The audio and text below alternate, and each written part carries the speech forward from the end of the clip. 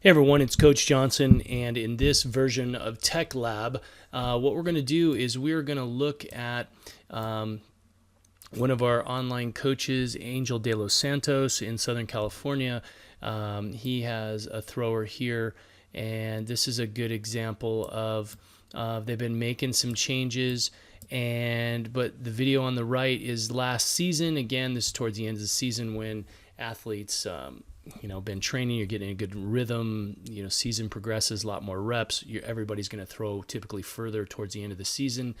But here they've been doing some off-season training, they've made some technical changes, and if you paid attention to, I sent out a throws tip on Saturday the 11th, in case anybody looks at this later in the future, you can go back and look for that, where I talk about when you're making changes in an attempt to make things better, sometimes you got to pick and choose what are the strong points stylistically that you don't want to change because that style is yielding a better setup. So what I will change. So you're going to notice we have him setting up a little bigger, whereas here he kind of set up, and this was natural. He wasn't really thinking about it as much. Here he's trying to accentuate it a little more, which is one of the things that was discussed at a camp or a clinic. But what you want to look at from a coaching standpoint is that change beneficial? So what you're going to see is as he hits that back point and we set the position here, he does, even though he doesn't reach around as far in this video, he's shifted over a bit more and a little bit more loaded. So he reached over, which is kind of, I would recommend to kind of see a little more of this. Again, it doesn't need to be as dramatic. That's, again, a style change. But look what the style change reverted it to, or resulted in, excuse me. So as he comes down here, you're going to notice he naturally set, and he sets the center line. In fact, you can see this center line here and still got double support, but at this point he's much further into the throw, and here he's more upright. So you're seeing this slight little angle, which is going to create a sprint line. Here he's very upright. So what you're going to see on the left is that he kind of spins around, whereas here he's spinning around and in. So look at the difference of where the sprint line foot is. Everything's quicker over here. It's getting into the throw.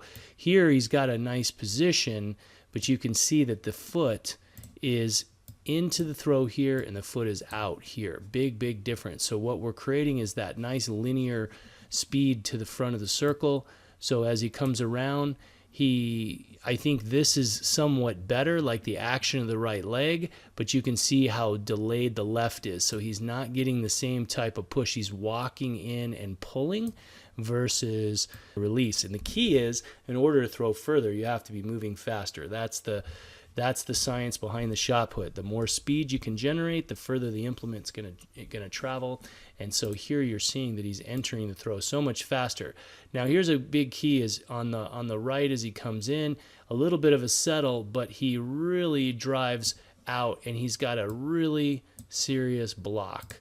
Okay, so this is one of the things that I thought he was doing very well. So you see that arm, now watch that arm stay in that position. I mean, his whole body extends out.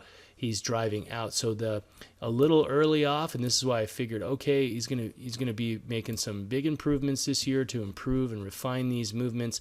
You can see how blocked the left foot is. He does a really good job of actually kind of keeping it right, but it does go a little vertical, and that was where you figure you get him on the ground and rotating. This converts to 60 feet, much faster, and that block is great. He's got